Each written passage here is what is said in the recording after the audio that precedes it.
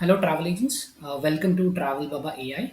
In this video, we will see how we are going to log into the TravelBaba AI portal. So first, you will have to come to the Google Chrome. You will have to enter your TravelBaba AI. Once you do that, you can just click on the first link, TravelBaba.ai. You will be redirected to the TravelBaba AI website. Here you can see the login button. Just click on that. Once you click on it, you will be redirected to the sign in page. Here you will have to enter the WhatsApp number. It is important that the mobile number should be present on the WhatsApp because the OTP you will get on the WhatsApp only. Once you click on get OTP, you will receive an OTP. Just enter the OTP and click on submit button.